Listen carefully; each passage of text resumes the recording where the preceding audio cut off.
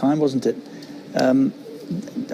We don't know, but was it an enforced change, or do you think that a thoughtful change from Claude Puel and did them second half? Well, I mean, I'd like to actually listen to his explanation, really, the coach, because, you know, you won one at half-time against Manchester City away, and then you go from a 3 at the back to a flat back 4.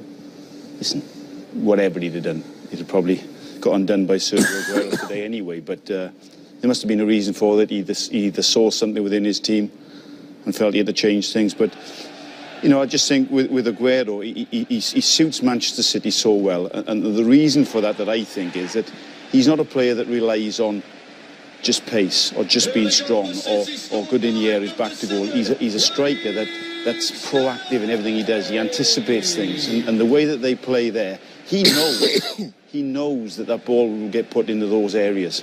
And 2 crosses throughout this game from Kevin De Bruyne, where he just pulls onto the back of people, makes those runs. I mean, that was Sterling that time. But right through the game, he's reacting early, before defenders react, as soon as Man City players get the ball. I saw an article today in one of the British newspapers suggesting that Harry Kane was the best centre-forward in the world. Is he better than Aguero? Goal for Leicester, scored by number 9, for me, no. I think Aguero's natural, I think. Harry is a bit, you know, worked at his game, tremendously hard, dedicated, unbelievably dedicated, work rate. But Aguero's a natural player.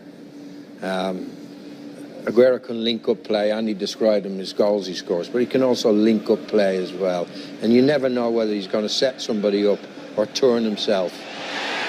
And he takes up these positions in the box where defenders find it very, very difficult to mark. I slightly disagree with Liam there. I think that Harry gives the team more. I think Sergio Aguero is a pure finisher, anticipating things in the penalty area. I think Harry possibly outside the area.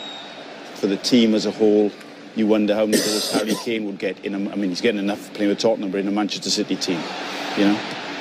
But that's, again, difference of opinion.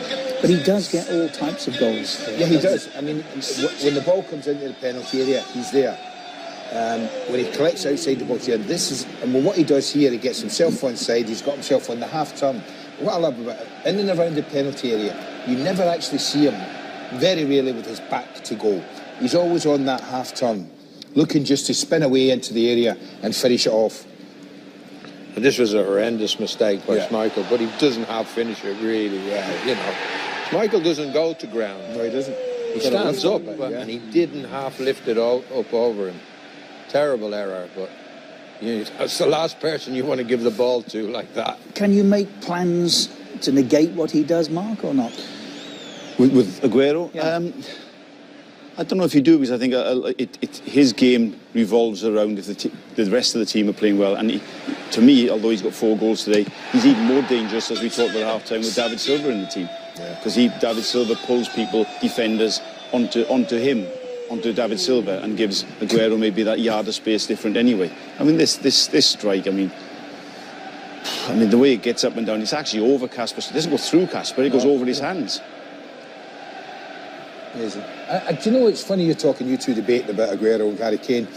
If Pep Guardiola was given one, he would probably take Kane for the reasons that you said, Mark. Because he's worked there. That's why he likes Jesus. That's why, you know, at the beginning of the season, it was almost, well, Aguero's not going to play as much as Jesus is, because he closes down people better in the way that Guardiola likes.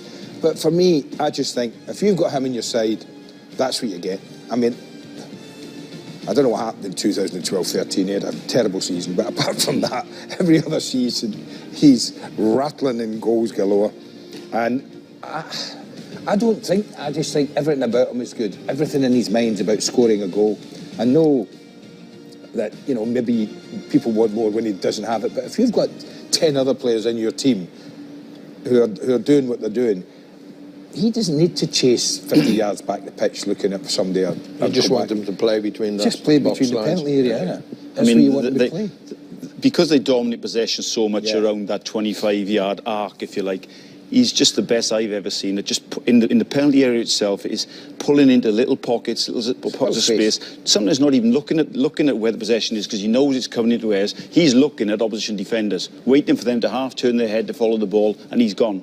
You know, and there's that space awareness in those tight areas that he's just the best ever at, in my opinion. Raheem Sterling got the first, and here he is.